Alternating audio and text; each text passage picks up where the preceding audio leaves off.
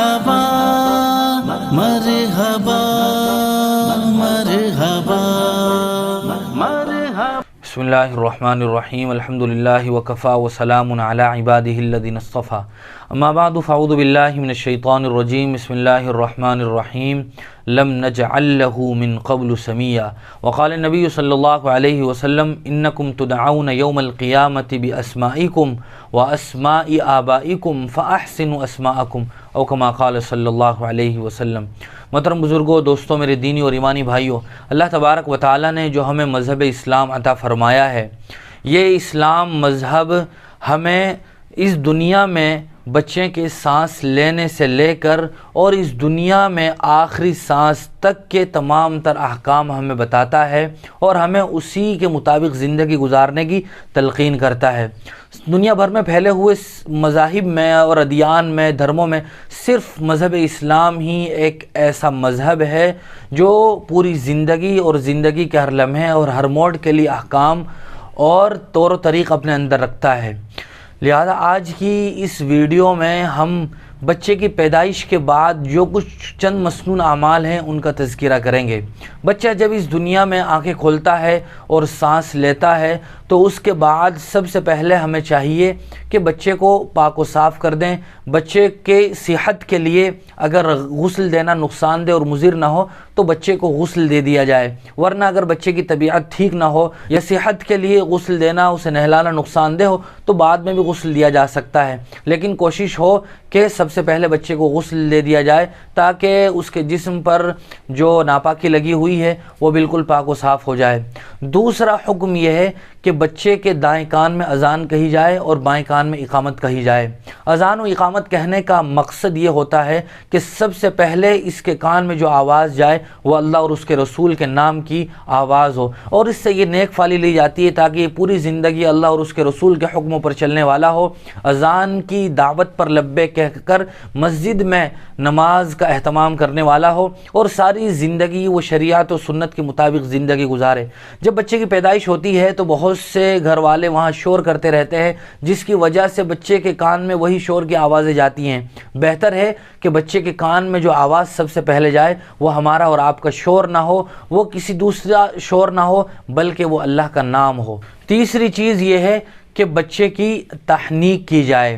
تحنیک کہا جاتا ہے کہ بچے کو کسی اللہ والے بزرگ عالم دیندار آدمی کی کوئی چبائی ہوئی چیز چٹا دینا یا کھلا دینا۔ حضور اکرم صلی اللہ علیہ وسلم کھجور کے ذریعے سے تحنیک فرمایا کرتے تھے۔ کسی صحابی کے یہاں بچے کی ولادت ہوتی تو وہ حضور اکرم صلی اللہ علیہ وسلم کی خدمت میں اس کو لاتا تو حضور صلی اللہ علیہ وسلم پہلے کھجور اپنی دانتوں سے اس کو چبا دیتے، پھر وہی چبائی ہوئی ہلکی سی اور معمولی سی کھجور بچے کو چٹا دیا کرتے تھے، کھلا دیا کرتے تھے۔ اس کا مقصد بھی یہ ہوتا ہے تاکہ کسی بزرگ عالم اور دیندار کا چبایا ہوا لقمہ جب اس کے پیٹ میں جائے گا تو ساری زندگی انشاءاللہ اس کا اثر رہے گا، بچہ حرام کھانے سے محفوظ رہے گا اور اس کے اندر نیکی کے اور اچھے اعمال صالحہ کے جذبات پروان چڑھیں گے۔ کھجور کے بجائے ہلکا سا شہد بھی چٹایا جا سکتا ہے، کوئی بھی میٹھی چیز بچے کو معمولی سی چٹائی یا کھلائی جا سکتی ہے، اس کو تحنیک کہا جاتا ہے اور یہ سنت اور مستحب عمل ہے۔ اس کے بعد 7ویں دن بچے کا نام رکھا جائے، بچے کا عقیقہ کیا جائے اور بچے کے بال کٹوائے جائیں۔ حضور اکرم صلی اللہ علیہ وسلم کا فرمان عالی شان ہے، کل غلام رہینۃ بعقیقتہ تذبح عنہ یوم سابعہ وَيُحْلَقُ وَيُسَمَّى۔ اس کا ترجمہ یہ ہے کہ بچہ یہ اپنے عقیقے کے ساتھ رہن ہوتا ہے، بچے کا 7ویں دن عقیقہ کیا جائے اور اس کے نام پر ذبح کیا جائے اور بچے کا حلق کیا جائے اور نام رکھا جائے۔ یہ تمام تر چیزیں مسنون ہے۔ اگر کسی آدمی کے پاس وسعت ہے، طاقت ہے تو اسے چاہیے کہ وہ اپنے بچے کا عقیقہ کرے۔ عقیقے کی شرعی حیثیت یہ ہے کہ عقیقے کی وجہ سے اللہ تبارک و تعالی مصیبتوں کو اور پریشانیوں کو ٹال دیتے ہیں۔ حضور اکرم صلی اللہ علیہ وسلم نے بھی اپنے نواسوں کا عقیقہ کیا تھا اور آج تک یہ روایت رہی ہے کہ عقیقہ کیا جاتا ہے، اور اس عقیقے کی برکت سے غریبوں میں کھانا تقسیم کرنے کی وجہ سے، رشتہ داروں کو کھلانے کی وجہ سے بچے کے لیے دعائیں ملتی ہیں، جس کا اثر اس بچے پر پڑتا ہے، اور اللہ تبارک و تعالی عجیب و غریب اثرات اور برکات اس گھر میں نازل فرماتے ہیں۔ لہذا اگر ہمت اور طاقت ہو، لڑکا ہو تو دو بکروں کا عقیقہ کیا جائے، اور لڑکی ہو تو ایک بکرے کا عقیقہ کیا جائے۔ اگر حیثیت نہ ہو تو بچے کے لیے بھی، لڑکے کے لیے بھی ایک بکرے کا عقیقہ کیا جا سکتا ہے، اور اگر بڑے جانور میں حصہ لینا چاہیں تو لڑکے کے لیے 2 حصے لیے جائیں گے اور لڑکی کے لیے 1 حصہ لیا جائے گا۔ لیکن اگر کسی آدمی کے پاس حیثیت اور طاقت نہیں ہے، غربت کا شکار ہے، تو عقیقہ کرنا کوئی ضروری نہیں ہے۔ زندگی میں جب بھی موقع ہو تب بھی عقیقہ کیا جا سکتا ہے، لیکن 7ویں دن یہ مسنون ہے۔ 7ویں دن اگر کوئی نہ کر سکتا ہو تو 14ویں دن کر سکتے ہیں، یا 21ویں دن کر سکتے ہیں، یا اس کے بعد کرنے چاہیں تو اسی ترتیب سے 7، 14، 21 اسی ترتیب سے پھر کسی دن کا انتخاب کر کے عقیقہ کرنا چاہیے۔ اور 7ویں دن بچے کا حلق کیا جائے، بچے کے بال اتار دیے جائیں، اور جو ان بالوں کا وزن بنتا ہو اس کے مطابق سونا یا چاندی یا روپے پیسے صدقہ کر دیے جائیں، اور اس کے بعد والی چیز ہے اس کا اچھا سا نام رکھا جائے۔ اچھا نام رکھنے کی شریعت اور سنت میں بہت ہی اہمیت بھی ہے اور ترغیب اور تلقین بھی موجود ہے۔ حضور اکرم صلی اللہ علیہ وسلم نے ارشاد فرمایا، انکم تدعون یوم القیامت باسمائکم واسماء آبائکم فاحسنوا اسماءکم، کہ روز قیامت تمہیں تمہارے آبا و اجداد کے، باپ دادا کے نام سے پکارا جائے گا اور تمہارے نام سے پکارا جائے گا، لہذا تم اپنا نام اچھا رکھو۔ نام دنیا اور آخرت میں انسان کا تعارف ہوتا ہے۔ دنیا میں جب کسی کو پکارا جاتا ہے تو وہ نام سے پکارا جاتا ہے، آخرت میں بھی اللہ تبارک و تعالی انسان کو فلاں ابن فلاں نام سے ہی پکاریں گے، سلمان، اور جو بھی کچھ کسی کا نام ہوگا، عبداللہ، عبد الرحمن، لہذا اچھا نام رکھنا چاہیے۔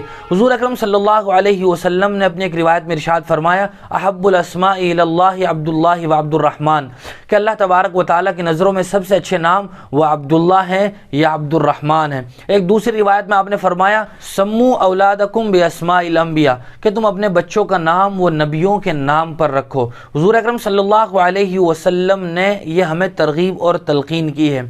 جس نام میں عبدیت کا مفہوم ہو وہ نام اللہ تبارک و تعالیٰ کی نظروں میں زیادہ پسندیدہ ہوتا ہے۔ اللہ تبارک و تعالیٰ کا ذاتی نام ہے اللہ، تو عبداللہ نام رکھا جا سکتا ہے۔ اس کے علاوہ اللہ تبارک و تعالیٰ کے سینکڑوں صفاتی نام ہیں، ان نام کے ساتھ لفظ عبد بڑھا کر نام رکھا جا سکتا ہے۔ عبداللہ ہے، عبد الرحمن ہے، عبد الستار ہے، عبد الرزاق ہے، عبد الاحد ہے، اور اسی طرح عبد الواحد ہے۔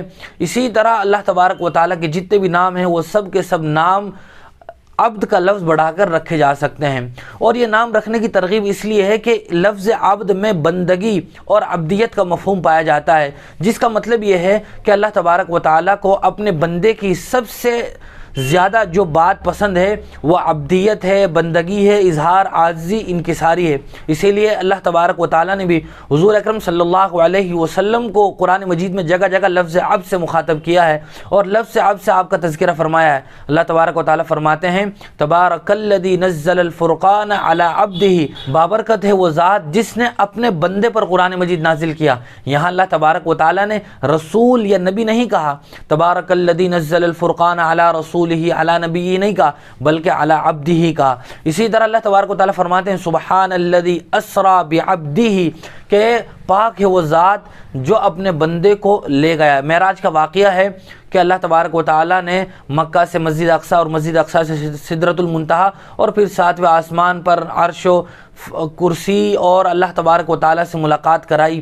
یہاں بھی اللہ تبارک و تعالیٰ نے حضور کے لیے لفظ عبد کا انتخاب کیا، جس سے یہ پتہ چلتا ہے کہ جس معنی کے اندر عبدیت ہو، بندگی کا مفہوم ہو، وہ نام اللہ تبارک و تعالیٰ کی نظروں میں بہت ہی پسندیدہ ہے۔ آج کل ہمارے معاشرے میں بچوں کے نام رکھنے کے عنوان سے بہت ساری ایسی باتیں پائی جاتی ہیں جن کا شریعت اور سنت سے کوئی تعلق نہیں ہے۔ پیدا ہونے والے بچے کے باپ کی یہ خواہش ہوتی ہے کہ میں اپنے بچے کا کوئی ایسا نام رکھوں جو اینٹک پیس کی طرح ہو، یا بالکل یونیک نام ہو، جو ہمارے خاندان میں، ہمارے گاؤں میں، ہمارے محلے پڑوس میں وہ نام کسی کا نہ ہو۔ ایسا نام تلاش کرنے کی کوشش کی جاتی ہے، حالانکہ شریعت کی نظر میں یہ بات پسندیدہ نہیں ہے کہ ایسا عجیب و غریب نام تلاش کیا جائے، اور کبھی کبھار ایسا عجیب و غریب نام تلاش کرنے میں آدمی ایسا نام رکھ دیتا ہے جو بے معنی ہوتا ہے یا جس کا معنی غلط ہوتا ہے یا وہ مسلمانوں جیسا نام بھی نہیں ہوتا. نام ایسا ہو جو انسان کے اسلام کی مذہب کی بھی نمائندگی کرنے والا ہو. کوئی ایسا عجیب و غریب نام رکھ دیا جائے جو مسلمانوں جیسا نام ہی نہیں ہے تو سننے والے کو بھی ایسا لگتا ہے کہ یہ کیسا نام ہے, اور اس کے مذہب کی ترجمانی اور نمائندگی بھی اس کے نام سے نہیں ہوتی ہے. بہت سارے لوگ پپو نام رکھ دیتے ہیں. پپو ایک ایسا نام ہے پتہ ہی نہیں چلتا ہے کہ یہ مسلمان کا نام ہے یا کسی غیر کا نام ہے. اسی طرح نام رکھنے میں اس بات کا بھی خیال رکھنا چاہیے کہ ایک نام تو لوگ آدھار کارڈ والا اور ایک پیار والا نام رکھ دیتے ہیں. گھر میں پتہ نہیں کن کن ناموں سے چھوٹے بچوں کو پکارتے ہیں. کوئی لڈو کہتا ہے, کوئی مونو کہتا ہے, کوئی سونو کہتا ہے, کوئی منا کہتا ہے. یہ ایسے نام ہے جو نام پڑ جاتے ہیں. کالو بہت سے لوگ کہنے لگتے ہیں اور پھر اس کا یہی نام مشہور ہو جاتا ہے اور ساری زندگی لوگ اس کے اصل نام کو چھوڑ کر اسی نام سے پکارتے رہتے ہیں. لہذا بچے کا اچھا نام رکھنے کے ساتھ ساتھ اس کو اسی نام سے پکارا جائے, کسی دوسرے نام سے اسے نہ پکارا جائے کہ آدھار کارڈ میں کوئی اور نام ہے اور گھر میں اسے کسی اور نام سے پکارا جا رہا ہے. بہت سی مرتبہ اس سے دقت بھی ہوتی ہے. اور شریعت میں جس قدر اچھے نام کی ترغیب موجود ہے لہذا اچھا انعام رکھنے کی کوشش کی جائے. آج کل چونکہ ڈاکیومنٹس اور کاغذات کے بنوانے کا بہت بڑا مسئلہ ہوتا ہے, لہذا بچے کی پیدائش کے بعد ہی اس کا برتھ سرٹیفکیٹ بنتا ہے اور دوسرے کاغذات میں والد کے نام اس کا نام لگنا شروع ہو جاتا ہے. اگر پہلی بار اچھا نام نہ رکھا جائے تو بعد میں کاغذات میں وہ نام چینج کروانے میں اور تبدیل کرانے میں بہت زیادہ دقتوں اور پریشانیوں کا سامنا کرنا پڑتا ہے. لہذا پہلی ہی بار میں اچھا نام رکھ دیا جائے. بہت سے لوگ اماموں کے پاس اور علماء کے پاس بچوں کے فون کرتے ہیں. ان کو جتنے بھی نام بتائے جائیں, انبیاء کے نام, صحابہ کے نام بتائے جائیں, وہ سب کے سب نکارتے چلے جاتے ہیں. کہتے ہیں کہ اچھا سا نام بتاؤ. گویا صحابہ کا اور انبیاء کا یہ اچھا نام نہیں ہے. اگر ہم انبیاء میں دیکھتے ہیں تو انبیاء علیہ الصلاۃ والسلام کے بہت ہی اچھے نام ہیں. ابراہیم ہے, اسماعیل ہے, عیسیٰ ہے, نوح ہے. اسی طرح خود حضور اکرم صلی اللہ علیہ وسلم کا نام محمد ہے, احمد ہے. تقریباً 25 انبیاء کا نام قرآن کریم میں موجود ہے. اس کے علاوہ بہت سارے انبیاء ہیں جن کے نام قرآن میں نہیں ہیں لیکن وہ مشہور ہیں. اللہ کے رسول صلی اللہ علیہ وسلم نے بھی فرمایا کہ انبیاء کے نام پر اپنے بچوں کا نام رکھا جائے. صحابہ اکرام رضوان اللہ تعالی علیہم اجمعین جیسی مقدس شخصیات کے نام ہمارے سامنے موجود ہیں, ان کے نام پر نام رکھا جائے. صحابیات کے نام پر نام رکھے جائیں. حضرت فاطمہ ہیں, حضرت عائشہ ہیں, حضرت خدیجہ ہیں, حضرت جویریہ ہیں. اسی طرح نام لیتے چلے جائیے. ان صحابیات کے نام پر نام رکھے جائیں یا تابعین کے نام پر یا دوسری نیک دیندار بزرگ خواتین کے نام پر اپنی بچوں کے نام رکھے جائیں. بسا اوقات بچے پر نام کا اچھا اثر بھی پڑتا ہے. اسی لیے حضور اکرم صلی اللہ علیہ وسلم جب کسی کا نام دیکھتے جو بے معنی ہوتا تھا یا جس کا معنی اچھا نہیں ہوتا تھا تو اس کا نام بدل دیا کرتے تھے. حضرت علی حضور اکرم صلی اللہ علیہ وسلم کی خدمت میں آئے اور کہا کہ یا رسول اللہ میرے یہاں بچے کی ولادت ہوئی. آپ نے پوچھا کیا نام رکھا ہے؟ تو انہوں نے کہا میرا نام حرب رکھا ہے.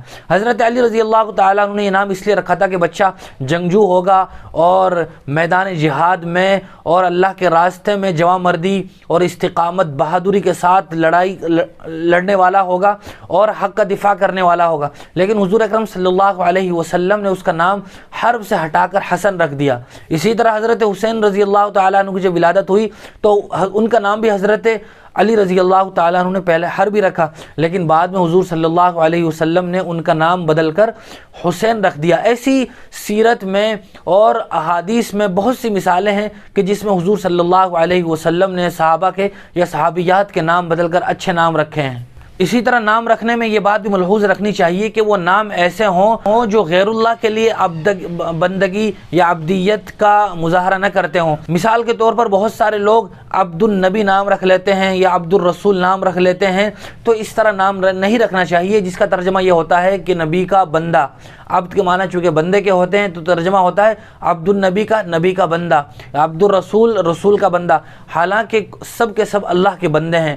ہاں اس طرح رکھا جا سکتا ہے. غلام مصطفیٰ رکھ سکتے ہیں یا غلام مجتبیٰ رکھ سکتے ہیں. غلام محمد بہت سارے لوگ نام رکھتے ہیں, غلام محمد, تو یہ نام رکھ سکتے ہیں لیکن عبد النبی یا عبد الرسول نام نہیں رکھ سکتے ہیں. ناموں کے بارے میں ایک مسئلہ یہ بھی ہے کہ جو لوگ اللہ کے نام کے ساتھ ملا کر نام رکھتے ہیں تو ان کا نام مکمل پکارنا چاہیے، ان کا نام آدھا پکارنا جائز نہیں ہے۔ کسی آدمی کا نام عبدالستار، عبدالرزاق ہوتا ہے، عبدالرحمن ہوتا ہے، تو لوگ ان کو صرف ستار پکارتے رہتے ہیں یا رحمان پکارتے رہتے ہیں، رزاق پکارتے رہتے ہیں۔ یہ اس طرح نام پکارنا جائز نہیں ہے، بلکہ پورا کا پورا نام لینا چاہیے، عبداللہ، عبدالرحمن، عبدالستار، جو بھی اس آدمی کا نام ہو۔ بہت سارے لوگ یونیک اور عجیب و غریب نام رکھنے کی کوشش میں ایسے نام رکھ لیتے ہیں جس کے یا تو کوئی معنی نہیں ہوتا، وہ لفظی غلط ہوتا ہے، یا بہت ہی بھونڈے اور غلط ان ناموں کے معنی ہوتے ہیں۔ مثال کے طور پر کسی آدمی نے اپنے بیٹے کا نام، پہلے بیٹے کا نام کوثر رکھا، دوسرے کا نام اس نے ونحر رکھ دیا، انا اعطیناک الکوثر سے فصلی لربک ونحر۔ کوثر کے معنی ٹھیک ہے، نام رکھا جا سکتا ہے، لیکن ونحر کا کوئی معنی نہیں، اس کا معنی ہوتا ہے قربانی کر، یہ کوئی معنی نہیں ہوتا ہے۔ اسی طرح تیسرا بیٹا ہوا تو اس نے اس کا نام رکھ دیا اسی صورت کی وجہ سے ابتر، سب کا وزن بھی گویا ایک جیسا ہے، کوثر اور اسی طرح ونحر اور ابتر۔ ابتر کے معنی ہوتا ہے وہ آدمی جس کا نسب ختم ہو گیا ہو، دم کٹا ہوا آدمی، ایسا نام رکھنا یہ بالکل غلط ہے۔ بہت سارے لوگ قرآن میں جو لفظ آتا ہے اس لفظ کا معنی نہیں دیکھتے، بلکہ یہ سوچ کر نام رکھ دیتے ہیں کہ قرآن میں یہ لفظ آیا ہے۔ بہت سارے لوگ وریشہ نام رکھ دیتے ہیں لڑکی کا، حالانکہ وریشہ یہ ایک ایسا لفظ ہے جو دو لفظوں سے مل کر بنا ہے، اور اس کا معنی بھی بال کے ہوتے ہیں۔ واو کے معنی عربی میں ہوتے ہیں اور کہ یہاں وریشہ میں اللہ تبارک و تعالیٰ کہہ رہے ہیں یا بنی آدم قد انزلنا علیکم لباسا یواری سوآتکم وریشہ، کہ اللہ تبارک و تعالیٰ نے تمہیں لباس دیا ہے، تمہارے لیے لباس اتارا ہے۔ اور بال اور بال یہ کوئی معنی نہیں ہوا، وریشہ کے معنی ہوتے ہیں اور بال، جس کو ہم انگریزی میں کہتے ہیں اینڈ ہیئر کہہ سکتے ہیں، لہذا یہ کوئی نام نہیں ہوا۔ اسی طرح قرآن مجید میں تو حامان کا نام بھی ہے، فرعون کا نام بھی ہے، خنزیر کا لفظ بھی ہے، ایسے نام نہیں رکھے جاتے۔ اسی لیے جب ہم نام رکھیں تو اس کے معنی کو کسی عالم دین سے پوچھ لیں، اس کے بعد نام کا انتخاب کریں۔ مولانا رشید احمد صاحب لدھیانوی کے بارے میں آتا ہے کہ ان کے پاس ایک صاحب آئے، حضرت نے پوچھا کہ آپ نے اپنی بیٹی کا نام کیا رکھا؟ تو انہوں نے کہا میں نے اپنے بیٹے کا نام اسرا رکھا ہے۔ پوچھا اسرا نام کی کیا معنی ہے؟ کہ نام کا پتہ نہیں، یہ لفظ قرآن میں ہے، سبحان الذی اسرا، حالانکہ اسرا کے معنی عربی میں ہوتے ہیں رات کو لے جانا۔ اللہ تبارک و تعالی حضور صلی اللہ علیہ وسلم کو معراج کے لیے رات میں لے گئے تھے، اس کی طرف اشارہ ہے، یہ کوئی نام نہیں ہوا۔ آج کل بہت سے لوگ فیشنیبل نام رکھنے کے شوق میں انگریزوں کے نام پر بھی نام رکھ دیتے ہیں۔ مثال کے طور پر ٹونی ایک ایسا نام ہے جو انگریزوں کے یہاں رکھا جاتا ہے، ایسے نام رکھ دیتے ہیں۔ اسی طرح بہت سارے ایسے نام رکھ دیے جاتے ہیں۔ عربوں کا اگر ہم انداز اور مزاج دیکھیں تو وہ یہ ہے کہ وہ ایک نام رکھتے ہیں، ہمارے یہاں نام بھی بڑا رکھتے ہیں، جس کا نقصان یہ ہوتا ہے کہ جب ڈاکیومنٹس بنتے ہیں تو غیر مسلموں کو وہ نام بتانے میں اکثر و بیشتر غلطیاں ہو جاتی ہیں، اور ہمارے ڈاکیومنٹس میں، کاغذات میں وہی غلط نام چلتے رہتے ہیں۔ نام آسان بھی ہو اور نام ایک ہی ہو، جیسے انبیاء کے نام ہیں، ابراہیم ہے، اسماعیل ہے، ہمارے یہاں محمد ابراہیم، محمد اسماعیل، انبیاء کے نام اس طرح نہیں تھے، بلکہ ابراہیم، اسماعیل۔ ہم عام طور سے محمد کا لفظ و برکت کے لیے بڑھاتے ہیں، عربوں کے یہاں لیکن یہ رواج نہیں ہے، لہذا نام ایسا ہو جس کا معنی اچھا ہو، معنویت ہو اس نام کے اندر۔ اسی طرح وہ نام شریعت کے تمام تر تقاضوں کو بھی ملحوظ رکھتا ہو، یعنی اللہ کے علاوہ کسی اور کی نمائندگی وہ نام نہ کرتا ہو، ایسا نام رکھنا چاہیے۔ اسی طرح بچے کے تعلق سے ایک بات یہ بھی ہے کہ حضور صلی اللہ علیہ وسلم نے ارشاد فرمایا مروا اولادکم بالصلاۃ وہم ابناء 7 سنین، کہ تم اپنے بچوں کو نماز کا حکم کرو جب وہ 7 سال کے ہو جائیں۔ گویا بچپن ہی سے ان کی ایسی دینی اصلاحی تربیت کا خیال رکھا جائے تاکہ پوری زندگی اس کے اثرات ان کے اندر باقی رہیں۔ اس لیے حضور نے 7 ہی سال میں نماز کے حکم کی تلقین فرمائی کہ اپنے بچوں کو نماز کا حکم دیا جائے، اور پھر آپ نے فرمایا کہ جب وہ 10 سال کے ہو جائیں اور نماز نہ پڑھے تو ان کی تنبیہ کی جائے، ان کی ہلکی پھلکی معمولی پٹائی کی جائے۔ لہذا یہ اس لیے ہے تاکہ بچپن ہی سے ان کو نماز پڑھنے کی عادت پڑ جائے۔ اس کے علاوہ ساری زندگی بچوں کی تربیت کا خیال رکھنا اور ان کو سیدھے راستے پر ڈالنے کی کوشش کرنا، یہ دنیا اور آخرت میں ماں باپ کے لیے بھی مفید اور نافع ہے، اور آخرت میں بھی بہرحال کامیابی اور سرخ روئی کا ذریعہ ہے۔ اللہ تبارک و تعالی ہم سب کو صحیح سمجھ نصیب فرمائے۔ اقول قولی ھذا استغفر اللہ لی ولکم وآخر دعوانا ان الحمد للہ رب العالمین۔